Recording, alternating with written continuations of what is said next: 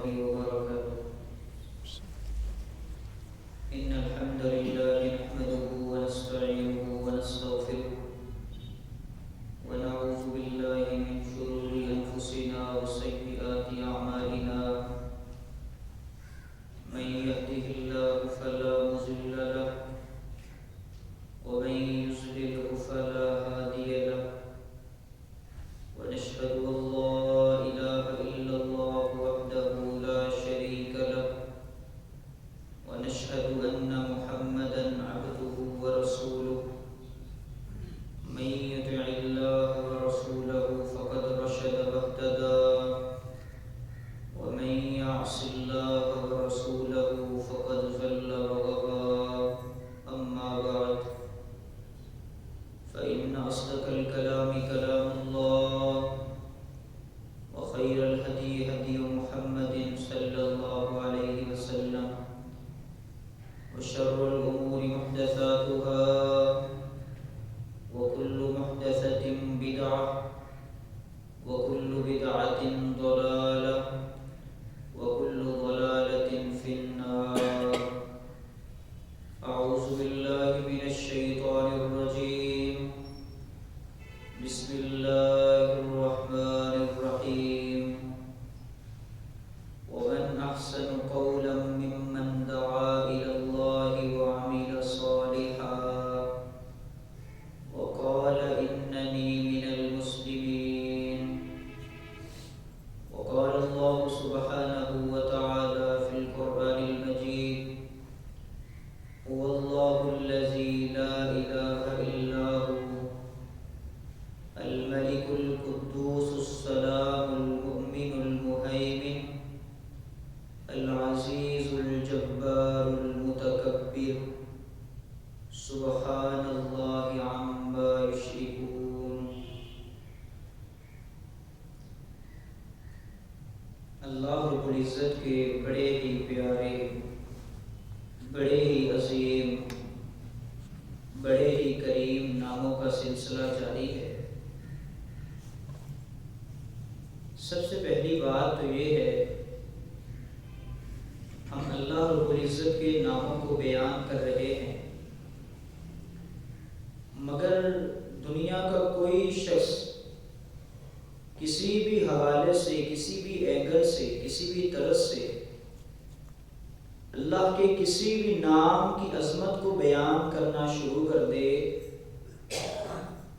اس کا علم تو ختم ہو سکتا ہے، اس کی فقاہت تو ختم ہو سکتی ہے، اس کی بلاغت اور فصاحت تو ختم ہو سکتی ہے، مگر اللہ رب العزت کے کسی ایک نام کی بھی عظمت کا حق ادا نہیں ہو سکتا. ہم اللہ کے ناموں کی عظمت بیان کرتے ہیں، وجہ کیا ہے؟ فقط چاہت اور تمنا یہ ہے کہ ہمیں اللہ کا تعارف ہو جائے. کیونکہ جب تک ایک انسان کو، ایک مسلمان کو اللہ کا تعارف ہی نہیں، جس ذات نے اس کو پیدا کیا ہے، اس کو اس اسٹیج تک پہنچایا ہے، اسی کا کھاتا ہے، اسی کا پیتا ہے، اگر اس کا تعارف ہی نہیں ہے، وہ اس کے سامنے کھڑا ہو چکا ہے، نماز اس نے شروع کر دی ہے، وہ نماز پڑھ کے بھی کیا کرے گا؟ اس کو اللہ کا تعارف ہی نہیں، اس کی نماز میں لذت کیسے آئے گی؟ اس کی دعا کے اندر چاشنی اس کو کیسے ملے گی جبکہ اس کو اللہ کا تعارف ہی نہیں ہے؟ میرا مالک کون ہے؟ میرا خالق کون ہے؟ میرا رازق کون ہے؟ میرا داتا کون ہے؟ وہ اللہ، وہ رحمان، وہ رحیم، وہ الجبار، وہ المتکبر، وہ عزیز، وہ کون ہے؟ جب تک ایک انسان کو اللہ کی معرفت اور پہچان نہیں ہوتی، اس کی عبادت میں کبھی سکون اور لذت نہیں آ سکتا. اللہ کے ناموں کی عظمت بیان ہم اس لیے کرتے ہیں تاکہ ہم اللہ کے اسی نام کے ذریعے اپنی زندگی کی مشکلات اپنے رب کے سامنے رکھیں.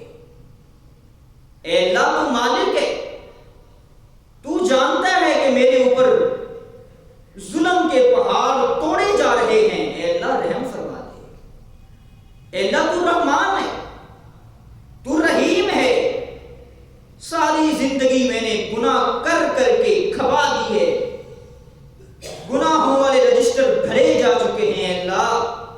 تو تو رحمان ہے، تو تو رحیم ہے، میرے گناہوں کو معاف کر دے۔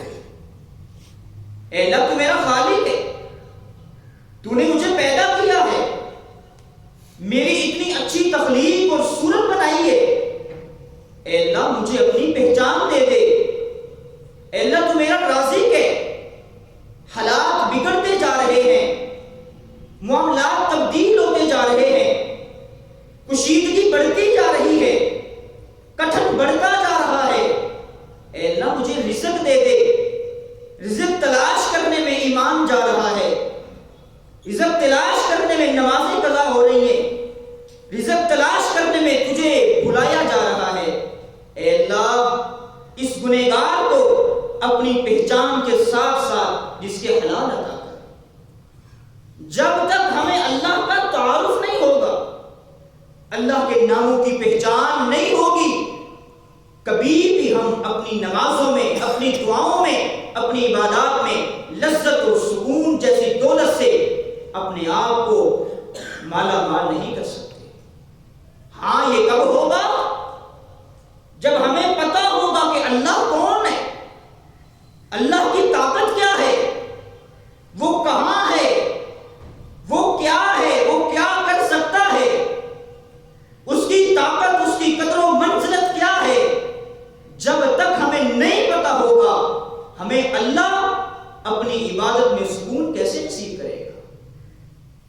اور ہم اللہ کی ناموں کی عظمت اس لیے بیان کرتے ہیں تاکہ ہمارا بھی شمار ان لوگوں کی صفوں میں ہو جائے، ان لوگوں کی لسٹ میں آ جائے ہمارا بھی نام، جو لوگ اللہ کی ناموں کی عظمت بیان کرتے ہیں۔ یہ کوئی معمولی اعزاز نہیں ہے کہ کسی شخص کا نام اس لسٹ کے اندر آ جائے۔ جو لوگ اللہ کے نام کی عظمت بیان کرتے ہیں، اللہ کی بڑائی کی بڑائی بیان کرتے ہیں، یہ کوئی معمولی اعزاز نہیں ہے۔ ان ساری کی ساری وجوہات کے پیش نظر جہاں آپ خوش نصیب ہیں، وہاں ہم جیسے گنہگار بھی خوش نصیب ہیں جو کم از کم اپنا تھوڑا وقت اللہ کی عظمت کے لیے لگاتے ہیں۔ ورنہ کتنے لوگ ہیں، جمعہ شروع ہو چکا ہے لیکن دل دکھتا ہے یہ سارا منظر دیکھ کر، کتنی لمبی چوڑی مسجد ہے، ہزاروں نمازی آ سکتے ہیں مگر چند گینے چنے بیٹھے ہوئے ہیں۔ یہ کن کو نصیب ہے؟ جن پر اللہ کا فضل ہے۔ اللہ کے فضل کے بغیر ہم کچھ بھی نہیں ہیں۔ اگر نماز پڑھتے ہیں تو اللہ کا فضل ہے، ورنہ میرے اندر تو اتنی آسنگی نہیں ہے، اتنی ہمت ہی نہیں ہے کہ میں اپنے ہاتھ کو بھی حرکت کر سکوں۔ اگر ہم مسجد کے اندر آ چکے ہیں، اپنی تجارت کو بند کر کے، اپنے کاروبار کو بند کر کے آ چکے ہیں، تو یہ اللہ کا فضل ہے۔ بہرحال اللہ کے ناموں میں سے ایک عظیم اور جلیل اور کریم نام جس کا آج ہم نے تذکرہ کرنا ہے وہ ہے الجبار۔ الجبار کون ہے؟ الجبار کسے کہتے ہیں؟ اور الجبار کیا کیا کرتا ہے، اس کی طاقت، اس کی قدر و منزلت کیا ہے؟ آج اس خطبہ جمعے میں الجبار کو سمجھنا ہے انشاءاللہ۔ اردو زبان میں ایک لفظ بولا جاتا ہے جابر۔ یہ جابر اتنا خطرناک لفظ ہے، میں اور آپ اپنی ذات کے لیے اس کو استعمال کرنا گوارا نہیں کرتے۔ جابر کسے کہتے ہیں؟ جو لوگوں پر تشدد کرے، لوگوں پر ظلم اور زیادتی کے پہاڑ توڑے، اپنی رائے، اپنے جذبات، اپنے خیالات، اپنے احساسات مسلط کرے، غریب کی غربت کو چھینے، مجبوروں کی مجبوریوں کے ساتھ کھیلے، ان کے جذبات کو اپنے پاؤں تلے رو دے، اس کو جابر کہتے ہیں۔ جب ہم اللہ کا یہ نام الجبار سنتے ہیں تو شاید کئی لوگوں کے ذہنوں میں یہ بات آتی ہے کہ شاید اللہ بھی جابر ہے جو ظلم اور زیادتی کرنے والا ہے۔ کئی لوگوں کی زبانوں سے ہم نے یہ سنا ہے، جبکہ یہ ایسی بات نہیں ہے۔ اردو زبان کا جابر اور ہے اور عربی زبان کا جابر اور ہے۔ الجبار کسے اپنے بندوں کے ٹوٹے ہوئے دلوں کو سلامت کر دے، جو انسان کے ٹوٹے ہوئے دل کو جوڑ دے، پریشانیاں، تکالیف، مصیبتیں، آزمائشیں، ابتلائیں اس کے اندر سے نکال کر پھینک دے، اس کو الجبار کہتے ہیں۔ میری اور آپ کی زندگی کے اندر ہر روز پریشانیاں آتی ہیں، ہر روز دل کے اندر کشیدگی پیدا ہوتی ہے، ہر روز دل کے اندر برے برے خیالات آتے ہیں، دل کے اندر غبار آ جاتا ہے، کبھی اپنی ذات کے حوالے سے، کبھی لوگوں کے حوالے سے، کبھی رشتے داروں کی باتیں ذہن میں آتی ہیں تو دل ٹوٹ جاتا ہے، کبھی اپنوں کا رویہ دیکھتے ہیں تو دل چور چور ہو جاتا ہے، کبھی اپنے دوستوں کا رہن سہن دیکھتے ہیں تو دل گھٹنے لگتا ہے۔ جب انسان کی ایسی کنڈیشن ہوتی ہے اور انسان اپنا دل، اپنی کنڈیشن، اپنی کیفیت اس الجبار کے سامنے رکھتا ہے، اللہ رب العزت اس کے ٹوٹے ہوئے دل کو بالکل سلامت کر دیتے ہیں۔ یہ ہے الجبار، جو انسان سے اتنی محبت کرتا ہے، انسان کا اتنا احترام کرتا ہے، اتنا احترام دنیا کے اندر نما کرتی ہے، نواب کرتا ہے۔ میں اور آپ صبح کے وقت اگر پھول کے کسی پودے سے گلاب کے پھول کو توڑتے ہیں، اس کو کس طرح نرم و نازک ہاتھوں سے پہلے توڑتے ہیں، اس کے بعد اس کو سونپتے ہیں، پھر چومتے ہیں، پھر بڑے ہی نرم ہاتھوں سے ہم اس کو پکڑتے ہیں۔ کیوں؟ اس کی پتیاں نہ گر جائیں۔ اگر کبھی غلطی سے اس کی پتی گر جاتی ہے تو تکلیف ہوتی ہے، اس کی پتی کیوں گری ہے؟ یہ تو انسان کی اللہ نے کیفیت بنائی ہے، لیکن یاد رکھیں جب انسان تکلیف میں ہوتا ہے، دل کے اندر اس طرح کا غبار ہوتا ہے، نہ کسی سے بات کرنے کو جی چاہتا ہے، نہ کسی سے کلام کرنے کو جی چاہتا ہے، نہ کسی سے ملاقات کرنے کو جی چاہتا ہے، اللہ کے سامنے اپنی کیفیت رکھتا ہے۔ اللہ انسان کے دل کی ایسی حفاظت کرتا ہے جیسے انسان اس پھول کی بھی نہیں کرتا۔ آپ غور کریں، اس پوری کی پوری کائنات میں یہ ساتوں آسمان، یہ ساتوں زمینیں، یہ 14 کے 14 طبق، ان 14 طبقوں کے اندر اللہ کی بے انتہا مخلوقات ہیں جن کو احاطہ کے اندر لانا ایک انسان کی بس کی بات نہیں ہے۔ ان تمام کی تمام مخلوقات میں سے اللہ نے ایک ہستی کو پوری کائنات کا سردار بنایا ہے، دنیا کے اندر بھی اور آخرت کے اندر بھی۔ وہ کون ہے؟ اشرف الانبیاء، اکرم الانبیاء، کائنات کے امام، مکے کے در یتیم محمد رسول اللہ صلی اللہ علیہ وسلم۔ ایسی عظمت صورت کے لحاظ سے، سیرت کے لحاظ سے، شخصیت کے لحاظ سے، اخلاق و کردار کے لحاظ سے لا نظیر لہ ولا مثل لہ، میرے پیغمبر کی نہ کوئی نظیر ملتی ہے، نہ پیغمبر کی کوئی مثال ملتی ہے۔ ایسی شخصیت کیسے ہو سکتی ہے؟ وہ کائنات کا رب جو اتنا عظیم ہے، اتنا جلیل ہے، جو اگر اپنی زبان سے گفتگو بھی کرتا ہے تو عام چیز کی گفتگو نہیں کرتا، قسم اٹھانا تو بہت دور کی بات ہے۔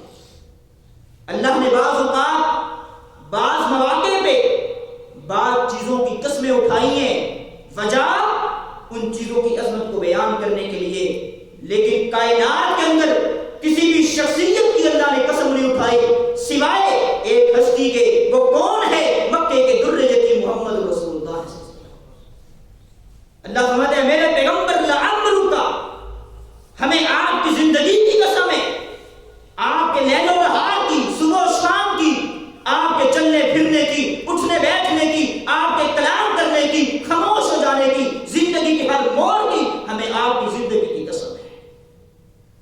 پیغمبر سے بڑھ کر کسی کی شخصیت کیسے ہو سکتی ہے؟ جن کو اللہ نے یہ مقام دیا ہے، اللہ نے یہ منصب دیا ہے، قیامت کے دن دنیا کا کوئی شخص، وہ انبیاء کی جماعت ہو، وہ صلحاء ہو، وہ شہداء ہو، وہ میرے پیغمبر کی عظیم صحابہ ہو، تب تک جنت میں نہیں جا سکتے جب تک پیغمبر کے ہاتھ میں جو جھنڈا ہوگا اس جھنڈے کے سائے تلے نہیں آئیں گے، کوئی نہیں جا سکے گا۔ اتنی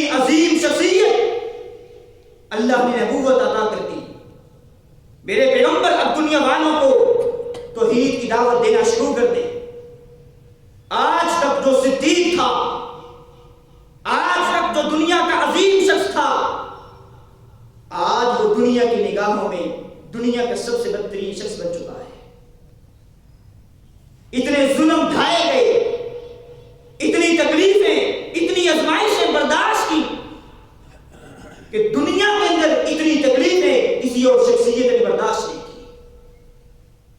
انسان کا دل پھٹنے کو آتا ہے، زبان لڑکھڑا جاتی ہے، انسان کا جسم کانپنے لگ جاتا ہے، رونگٹے کھڑے ہو جاتے ہیں۔ ایک انسان اتنی تکلیفیں کیسے برداشت کر گیا؟ مکہ والوں نے نبی علیہ السلام پہ ظلم کرنے میں اخیر کر دی۔ کبھی نبی علیہ السلام پر اوجری پھینکی گئی، کبھی نبی علیہ السلام کو تانے مارے گئے، کبھی نعوذ باللہ پاگل اور مجنون کے القاب سے نبی علیہ السلام کو نوازا گیا۔ وہ کون سا ظلم تھا جو کائنات میں کسی جانور پہ ہوتا تھا، وہ نبی علیہ السلام پہ نہ ہوا؟ کوئی ظلم آپ ذہن میں لا سکتے ہیں؟ نبی علیہ السلام کا دل ٹوٹ چکا ہے، لیکن دل کے اندر غم اتنا ہے، مکے والوں کے ایمان لانے کی تڑپ اتنی ہے کہ اللہ نے سورہ شعراء میں اپنے پیغمبر کی اس کیفیت کو بیان کیا ہے۔ لعلک باخع نفسک الا یکونوا مؤمنین۔ اے میرے پیغمبر، آپ ان لوگوں کی فکر کیوں کرتے ہیں؟ آپ کی کیفیت کو دیکھ کر، آپ کی کنڈیشن کو دیکھ کر یوں محسوس ہوتا ہے کہ آپ ان کی فکر کے اندر اپنے آپ کو ہلاک کر بیٹھیں گے، آپ کمزور ہو جائیں گے۔ ان لوگوں کی فکر کیوں کرتے ہیں؟ اتنی نبی علیہ السلام کے دل کے اندر تڑپ تھی۔ یہ مکہ والے، یہ میرے خاندان کے لوگ، یہ میری بستی کے لوگ، یہ کلمہ پڑھ کر مسلمان ہو جائیں، یہ دو ٹکے کے خریدے ہوئے بتوں کے سامنے سوٹ کر اس رب کے سامنے اپنے سر کو جھکا دیں۔ تملک العرب والعجم، اللہ پوری کی پوری کائنات کی بادشاہی ان کے قدموں میں لا کے رکھ دے گا۔ نبی علیہ السلام کا دل ٹوٹ چکا ہے، ماننا تو دور کی بات ہے، نبی علیہ السلام کے خلاف پروپیگنڈے شروع ہو گئے۔ نبی علیہ السلام نے اب سوچا کہ باہر نکلتے ہیں، باہر والوں کو تبلیغ کی کوشش کرتے ہیں، دعوت دیتے ہیں، وہ اسلام لے آئیں گے۔ ایک ایسے شہر کا انتخاب کیا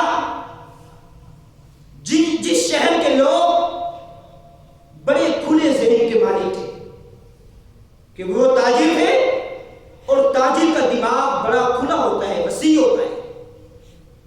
نبی علیہ السلام نے سیدنا زید بن حارثہ رضی اللہ عنہ کو ساتھ لیا اور طائف کا سفر کرنا شروع کر دیا۔ پیدل نبی علیہ السلام طائف کی طرف جا رہے ہیں۔ طائف کے اندر نبی علیہ السلام کے رشتہ دار بھی تھے، طائف والے مالدار بھی تھے۔ نبی علیہ السلام کو نہ مال کی ضرورت تھی، نہ اپنے رشتہ داری کی ضرورت تھی۔ مقصد ایک ہے، یہ لوگ اپنی آخرت کو سنبھال لیں، ان کو جینے کا سلیقہ طریقہ ڈھنگ آ جائے، یہ کیسے اپنی زندگی بسر کر رہے ہیں۔ اس مشن کو لے کر کائنات کے امام طائف کے اندر پہنچے ہیں۔ بنو ثقیف قبیلے کے 3 سردار ہیں، ان تینوں سے نبی علیہ السلام نے ملاقات کی اور دعوت توحید پیش کی۔ ان میں سے ایک نے کہا، اچھا تو اللہ نے تجھے نبی بنا کے بھیجا ہے، اللہ کو کوئی اور نہیں ملا تھا؟ وہ کسی اور کو نبی بنا دیتا، تو ہی ملا تھا۔ دوسرا کہتا ہے، سن لے، اگر تجھے اللہ نے مکہ کے اندر نبی بنا کے بھیجا ہے، میں کہتا ہوں یہ مکہ کی توہین ہے۔ تیسرا کہتا ہے،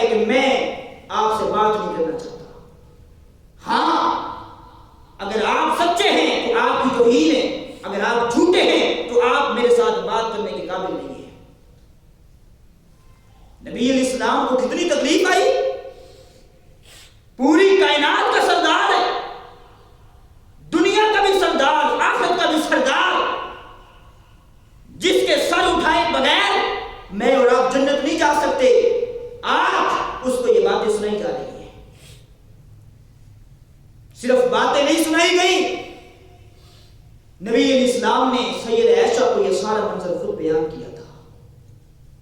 نبی علیہ السلام فرماتے ہیں عائشہ ان لوگوں نے میرے پیچھے اوباش رنگوں کو لگا دیا, وہ مجھے تانے مارتے, مجھے گالیاں دیتے اور ساتھ ساتھ مجھے پتھر مارتے. پتھر مار مار کر نبی علیہ السلام کو لہولہان کر دیا گیا. نبی علیہ السلام کا خون بہ رہا ہے. ایک روایت میں آتا ہے کہ نبی علیہ السلام کو اتنے پتھر مارے گئے کہ نبی علیہ السلام بے ہوش ہو گئے. اتنی تکلیف سیدنا زید بن حارثہ رضی اللہ تعالی عنہ نبی علیہ السلام کو کندھے پہ اٹھاتے ہیں اور مکہ کی طرف چلتے ہیں. 5 میل کے فاصلے پہ ایک باغ ہے, اس باغ کے پاس رک جاتے ہیں. نبی علیہ السلام نے اللہ سے کہا ہے اللہ اللہم اشکو الیک ضعف قوتی وقلت حیلتی. اے اللہ میں کمزور, میں بے بس اپنی بے بسی کا اعتراف کر رہا ہوں. اے اللہ میں اپنی بے بسی کی شکایت تجھ سے کرتا ہوں. اے اللہ تو نے مجھے کن کے حوالے کر دیا ہے جو بات میری سننا دوبارہ نہیں کرتے, جنہوں نے میرے ساتھ یہ سلوک کیا ہے. اے اللہ تو ارحم الراحمین ہے, تو غریبوں کا بھی رب ہے, تو میرا بھی رب ہے.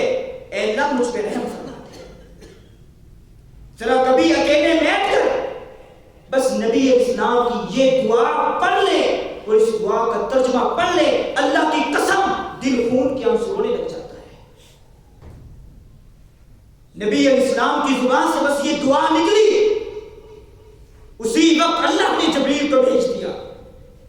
جبریل جاؤ, میرے پیغمبر کا دل تکلیف میں ہے, نبی علیہ السلام کا دل پریشان ہے, ٹوٹا ہوا ہے. جب انسان کا دل تکلیف میں ہو تبھی ایسی بات کرتے ہیں. اللہ نے جبریل کو بھیج دیا. جبریل نبی علیہ السلام کی خدمت میں حاضر ہے. اللہ کے نبی آپ کی غلامی کے لیے اللہ نے ملک الجبال کو بھیج دیا ہے. پوری کائنات کے پہاڑ اس کے اختیار میں ہیں, آپ کے حکم کی دیر ہے. ان شئت ان اطبق علیہم النخشبین, یہ 2 پہاڑ ہیں, ان 2 پہاڑوں کے اندر یہ طائف کی بستی ہے. میں ان دونوں پہاڑوں کو پاک بنا کے اس طائف کی بستی کو دانے کی شکل دے کے پیس کے رکھ دیتا ہوں. دنیا کے اندر نام لینے والا کوئی نہیں ہوگا, ان کو محسوس کرنے والا کوئی نہیں ہوگا, ان کو یاد کرنے والا کوئی نہیں ہوگا. آپ کے حکم کی دیر ہے. لیکن نبی علیہ السلام کس قدر شخصیت کے مالک, کس قدر عظیم سیرت کے مالک. نبی علیہ السلام فرماتے نہیں, ایسا نہیں کرنا, کوئی بات نہیں. اگر انہوں نے محمد کو تکلیف دی ہے وہ دن دور نہیں, اللہ ان کی اولادوں میں ایسے لوگ پیدا کرے گا جو توحید کو ماننے والے, سمجھنے والے, پہچاننے والے, دنیا کے کونے کونے میں پہچاننے والے ہوں گے. نبی علیہ السلام پہ اللہ نے یہ جو جبریل علیہ السلام کو بھیجا تھا اور ملک الجبال کو بھیجا تھا, یہ دراصل ملک الجبال کا بھیجنا اور ملک الجبال کا نبی علیہ السلام کو یہ آفر دینا, یہ نبی علیہ السلام کے دل کی سکون کے لیے تھا, تاکہ آج میرا پیغمبر سکون میں آ جائے. میرے پیغمبر کو یہ محسوس ہو کہ اگر انہوں نے مجھے تکلیف دی ہے تو کوئی بات نہیں, میرے پیچھے ایک ذات ہے جس کی میں حفاظت میں ہوں, وہ مجھے کچھ نہیں ہونے دے گا. نبی علیہ السلام کے دل کو سکون مل جاتا ہے. پہلے دل بے قرار تھا, مضطرب تھا, بے چین تھا, لیکن اب اللہ نے میرے پیغمبر کے دل کو سکون دے دیا ہے. تھوڑے دن گزرے, نبی علیہ السلام مکہ میں آ گئے. مکہ میں آ کر اللہ نے جبریل کو بھیجا, جبریل جاؤ, آج میرے پیغمبر کی غلامی کرنی ہے تم نے. سیدنا جبریل علیہ السلام نبی علیہ السلام کی خدمت میں حاضر ہے اور نبی علیہ السلام کو براق پہ بٹھا کر کے 7 آسمانوں کی اور جنت اور جہنم کی سیر کروانے کے لیے لایا. یہ سارا پروسیس کیوں تھا؟ تاکہ نبی علیہ السلام کو جو تکلیف ملی ہے نبی علیہ السلام کا دل ٹھنڈا ہو جائے, نبی علیہ السلام کے دل کو سکون مل جائے. اس جیسا میں نے بنایا نہیں ہے, ان ظالموں نے میرے پیغمبر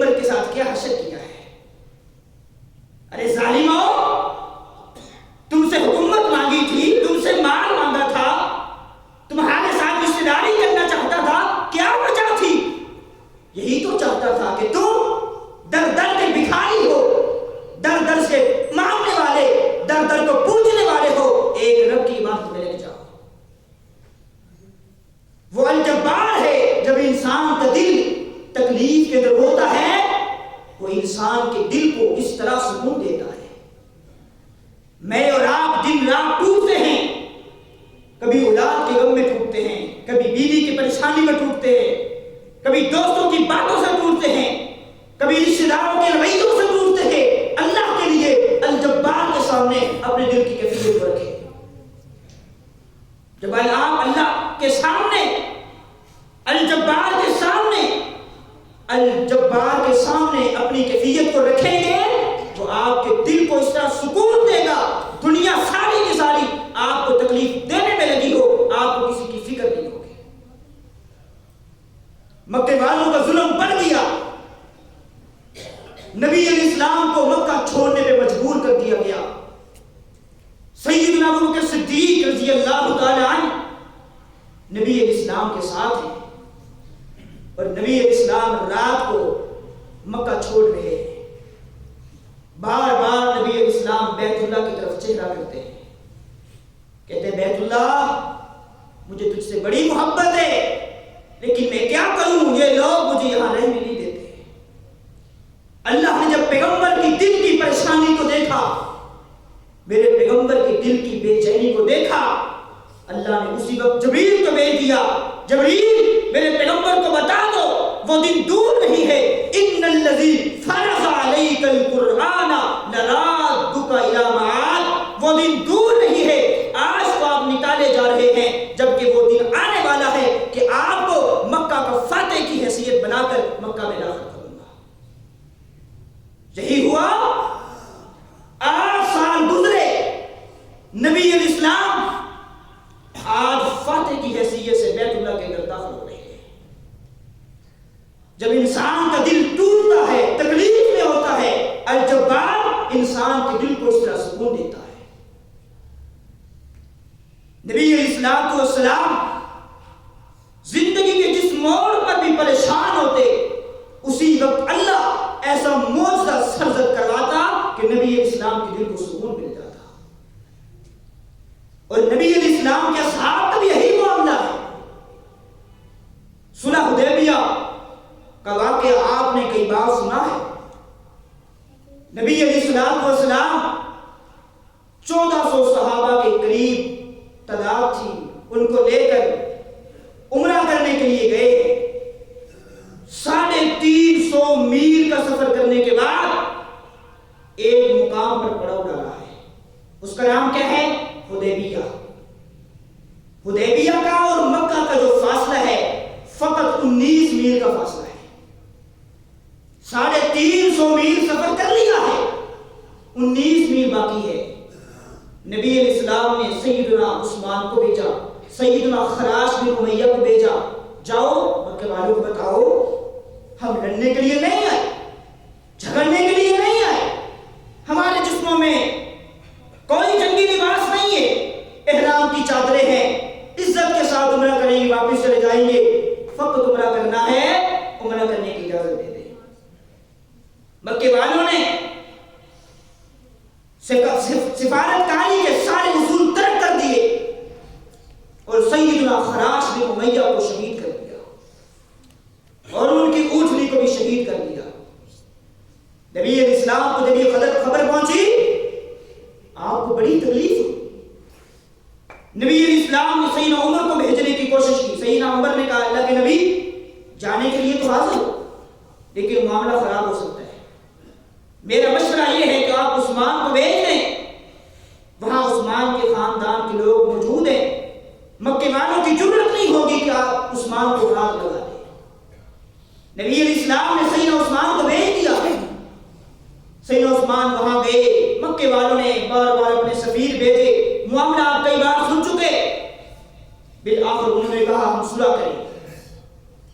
صلح کے اندر شرائط ہماری مرضی کی ہوگی.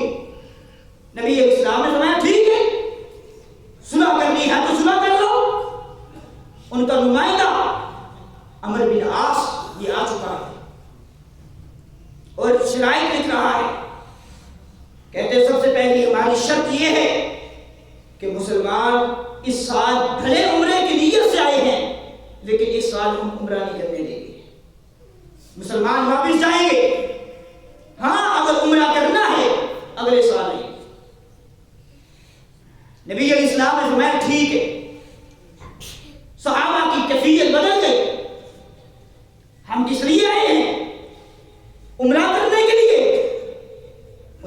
ہماری دوسری شرط یہ ہے مکہ سے جو بھاگ کر مدینہ جائے گا مدینہ والے اس کو واپس کریں گے۔ نبی علیہ السلام نے فرمایا ٹھیک ہے۔ صحابہ اور پریشان، انہوں نے کہا ہماری تیسری شرط یہ ہے مدینہ سے اگر بھاگ کر کوئی مکہ آئے گا ہم واپس نہیں کریں گے۔ نبی علیہ السلام نے فرمایا ٹھیک ہے۔ صحابہ کے اندر بے چینی ہے، اللہ کے نبی وجہ کیا ہے کہ اسلام اب آوارہ ہے، اس کا کوئی والی وارث نہیں ہے؟ ہم تو جب میدان جنگ میں کودتے ہیں دشمن کے قدم ہم اکھیڑ کے رکھ دیتے ہیں، اپنی گردنوں کو کٹوا دیتے ہیں۔ آپ ان کی شرط قبول نہ کریں۔ اب نبی علیہ السلام سے کون بات کرے؟ سنا ہو چکی ہے۔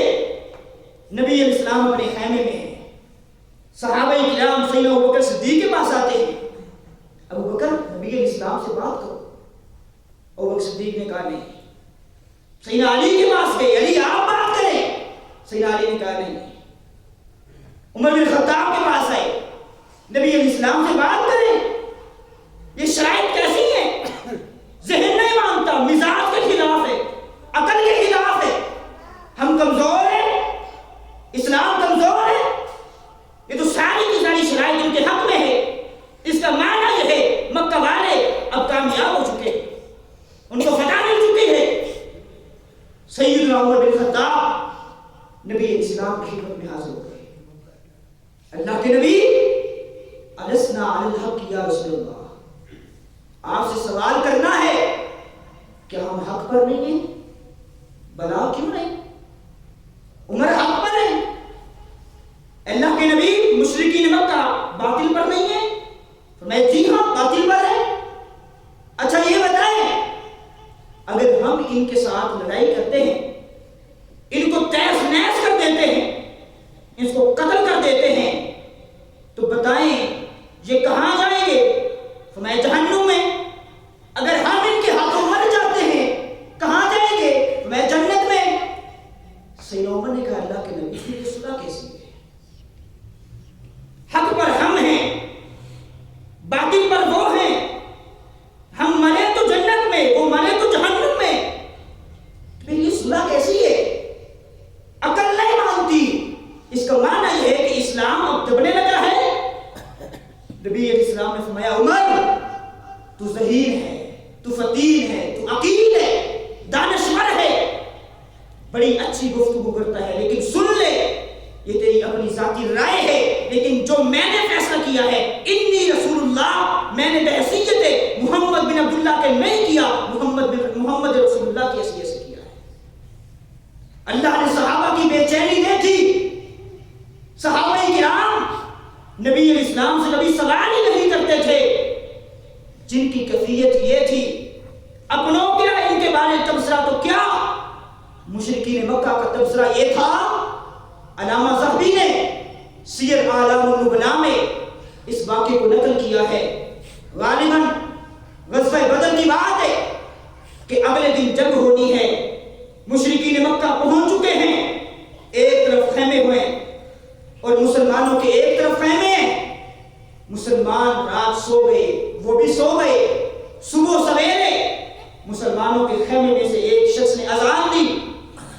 جو ہی اذان سنی، صحابہ کرام تھکے ہوئے تھے، تھکاوٹ سے چور تھے، اتنا لمبا پیدل سفر کر کے آئے ہوئے تھے، لیکن جو ہی اذان سنی ہے صحابہ کرام اپنے اپنے خیموں سے نکلنا شروع کر دیتے ہیں، اس خیمے کی طرف جا رہے ہیں۔ اتفاق ایسا تھا اس وقت دو کافر جاگ رہے تھے، وہ دونوں یہ سارا منظر دیکھ رہے ہیں، یہ کیا معاملہ ہے؟ چند جملے ایک شخص نے بولے ہیں، ان جملوں کو سننے کے بعد مسلمانوں کو کیا ہو گیا؟ اپنی نیندوں کو چھوڑ دیا، اپنے بستروں کو ترک کر دیا، اپنے سکون کو خراب کر دیا، اپنی تھکاوٹ کو بھول گئے۔ کسی کی نیند پوری ہوئی، کسی کی نہ ہوئی، یہ سارے کے سارے اٹھ کر اپنے خیموں سے باہر نکل کر اس خیمے کی طرف جا رہے ہیں۔ وہ دونوں کافر آپس میں گفتگو کرتے ہیں۔ ان دونوں کافروں کی گفتگو علامہ ذہبی نے اپنی کتاب کے اندر نقل کی ہے۔ ایک کہتا ہے ما یریدو یہ کیا کر رہے ہیں، کیا چاہتے ہیں؟ دوسرا کہتا ہے کہ اصل میں بات یہ ہے ابھی ان کی نماز کا وقت ہے، ان کی عبادت کا وقت ہے، ان کے نبی نے ان کو تربیت دی ہے، جب اذان آ جائے بستروں کو چھوڑ دو، سکون کو ترک کر دو، اپنی خواہشات کو ترک کر کے بس مسجد پہنچ جاؤ، اب یہ نماز پڑھنے کے لیے جا رہے ہیں۔ دوسرا کہتے ہیں یار یہ بات تو ماننی پڑے گی، یہ ایسی جماعت ہے، ایسی جماعت ہے، ان کا نبی ان کو جو حکم دیتا ہے نہیں سوچتے، عقل میں آتا ہے، عقل میں نہیں آتا، مزاج قبول کرتا ہے نہیں کرتا، اس کو دل مانتا ہے نہیں مانتا، اسی وقت نبی علیہ السلام کے حکم کی پیروی کرتے ہیں۔ دوسرا کہتا ہے تو حکم کی بات کرتے ہیں، یہ تو ایسی جماعت ہے اگر ان کا پیغمبر ان کو آج حکم دے دے لو نہاہم عن الطعام والشراب لأطاعوہ، اگر ان کو آج پیغمبر حکم دے دے کہ میرے صحابہ میں سے کوئی شخص نہ کھائے گا نہ پیے گا، یہ تمام صحابہ مرتے مر جائیں گے، نبی علیہ السلام سے یہ سوال نہیں کریں گے اللہ کے نبی ہم بھوکے بھی رہیں گے پیاسے بھی رہیں گے مر جائیں گے، بس ہمیں یہ بتا دے ہمیں کس وجہ سے بھوکا رکھا جا رہا ہے۔ یہ ایسی جماعت ہے سوال نہیں کرتی، نبی علیہ السلام کے حکم کی تعمیل کرتی ہے، لیکن یہ فیصلہ عقل کے اندر نہیں آ رہا۔ نبی علیہ السلام نے صحابہ کی یہ کنڈیشن دیکھی، اللہ نے صحابہ کے دل کی یہ بے چینی دیکھی، اسی وقت اللہ نے جبریل کو بھیج دیا، جبریل میرے پیغمبر کو بتا دو انا فتحنا لک فتحا مبینا، اے میرے پیغمبر ہم نے آپ کو فتح عطا کر دی، وہ دن دور نہیں، مکہ کی فتح آپ کے قدموں میں، روم اور کسرا اور کیسر کے تخت آپ کے قدموں میں ہوں گے، مسلمانوں کی حکومت ہوگی، انا فتحنا لک فتحا مبینا، ہم نے آپ کو فتح عطا کر دی ہے۔ صحابہ کی بے چینی اسی وقت اللہ نے ختم کر دی۔ یہ ہے الجبار، جب انسان پریشان ہوتا ہے تکلیف میں ہوتا ہے، الجبار ایک انسان کے دل کی کیفیت کو یوں بدلتا ہے۔ آج بھی ہم پریشان ہوتے ہیں، تکلیف میں ہوتے ہیں، اور کئی لوگ مایوس ہو جاتے ہیں، 10 سال ہو گئے شادی کو، 20 سال ہو گئے اولاد نہیں ہو رہی، پریشان ہے۔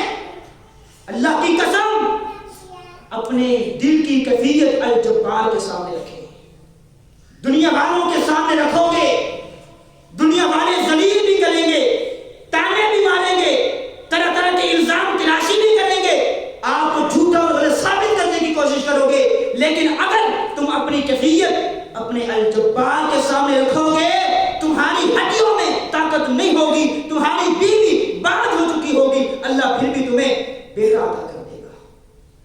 قربان جائیں، سورہ مریم کا کبھی مطالعہ کیا کرو، وقت کا ایک نبی ہے، کون ہے؟ سیدنا زکریا علیہ السلام۔ اللہ سے کہتے ہیں اللہ اب تو ہڈیاں کمزور ہو چکی ہیں، اب تو میرے سر کے بال سفید ہو چکے ہیں، اے اللہ میری بیوی اب باندھ ہو چکی ہے، اے اللہ مجھے کوئی وارث عطا کر دے۔ جب اللہ نے سیدنا زکریا علیہ السلام کی دل کی کیفیت کو دیکھا، پریشان ہیں، زندگی کی آخری عمر میں ہیں، حالانکہ اس وقت اولاد کی کوئی توقع نہیں ہے، کوئی امید نہیں ہے، اللہ نے جبریل کو بھیج دیا، جبریل جاؤ میرے زکریا کو خوشخبری سنا دو، انا نبشرک بغلام اسمہ یحییٰ لم نجعل لہ سمیہ من قبل سمیہ۔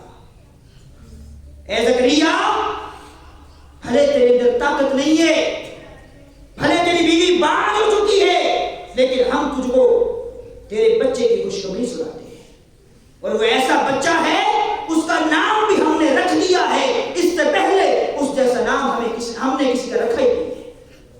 جب آپ اپنی کیفیت اللہ کے سامنے رکھیں گے، اپنی پریشانی ہے، اپنی تکلیف ہے الجبار کے سامنے رکھیں گے، الجبار حالات کو یوں تبدیل کر دیتا ہے۔